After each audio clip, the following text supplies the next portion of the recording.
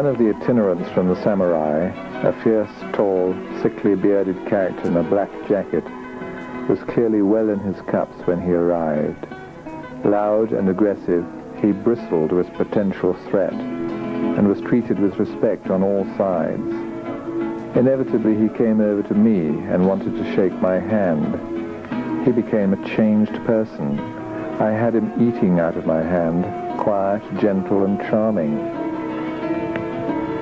Toby, his name is, a waif who was brought here to the other end of the country at the age of 13 and brought up amid the islanders.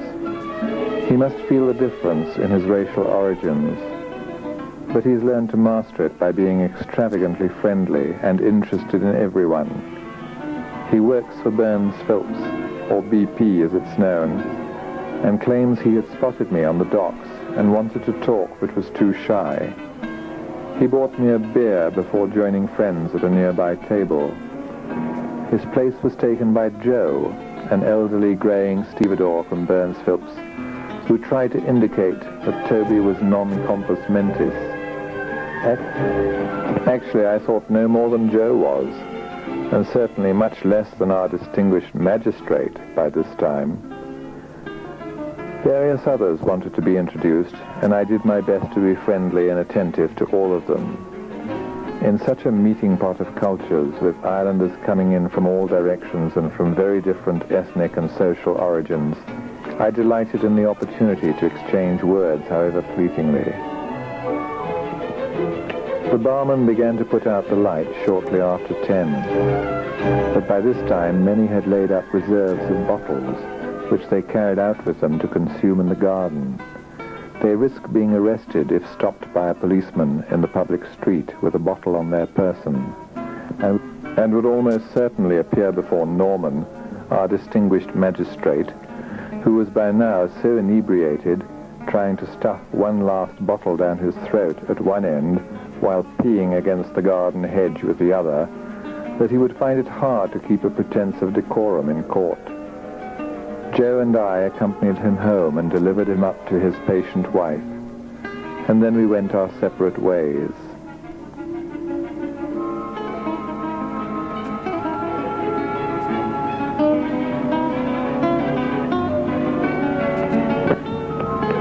Back at the wharves, still looking for a boat, I was advised to talk to the district officer, who was by now on tour in the island's only truck, a yellow Toyota.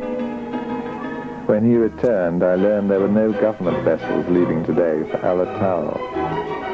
He suggested I speak to the fisheries officer, Moses Guddy, down at the fisheries wharf, which I did, with the same result.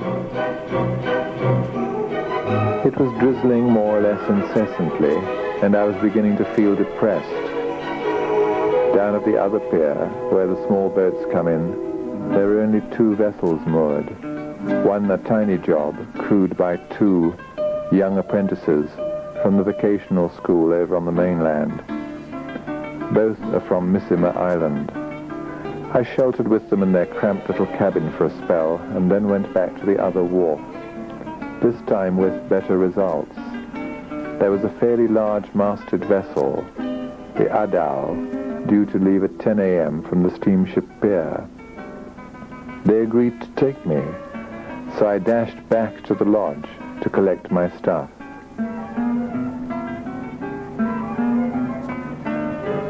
But there was no immediate hurry.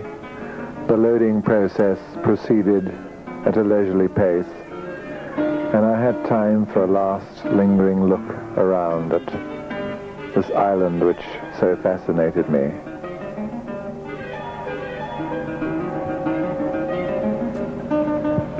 Later, on my return to Hong Kong, I was to delve through some old books in my library on Polynesia and Melanesia, and I came across one entitled Through Polynesia and Papua, Wanderings with a Camera in Southern Seas by Frank Burnett, published in 1911 by Francis Griffiths.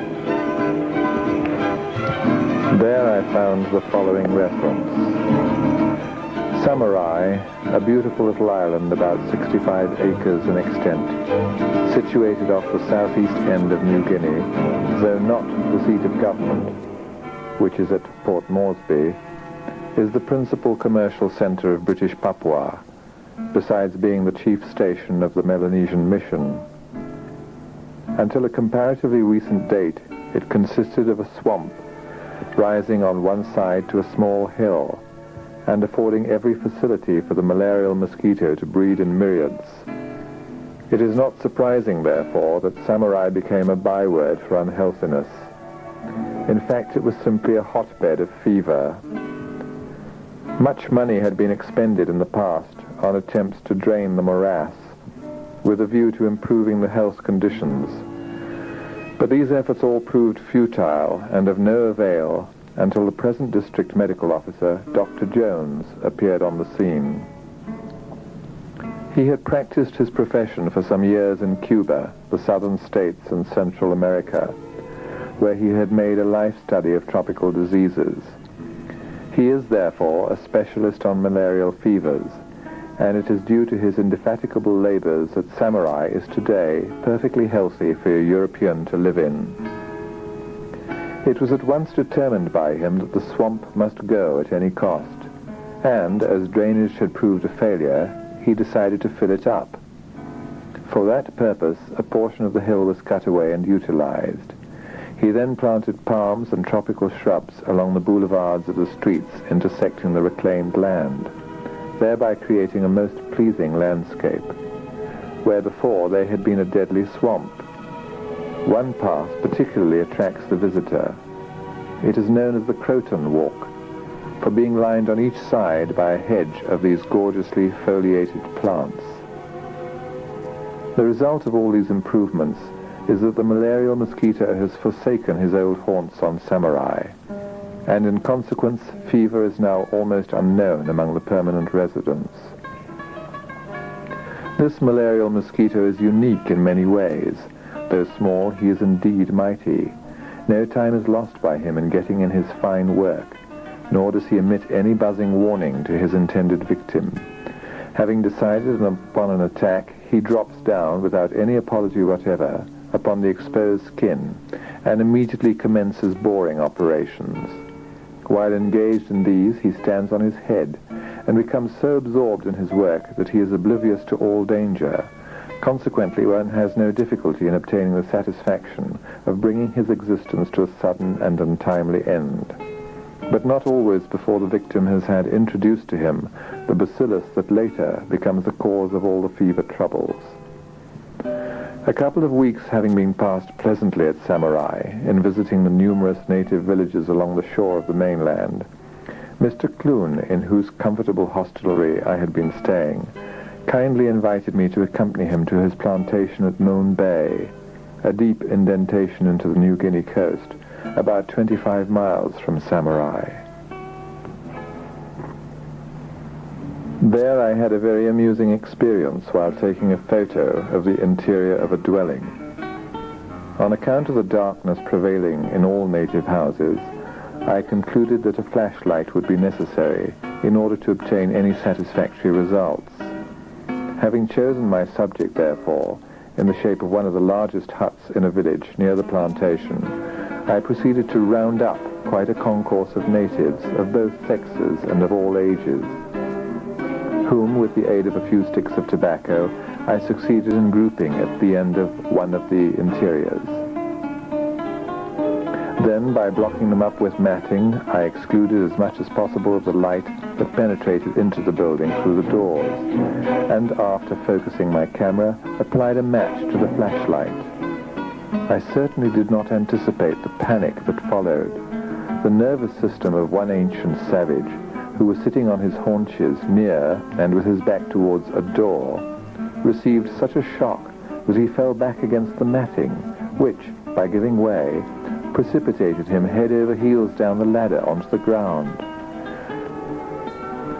How he escaped breaking his neck was a marvel, but apparently he received no injuries from his unceremonious mode of departure, When last I saw him, he was making for cover as though chased by the devil, whom no doubt he thought was close on his heels.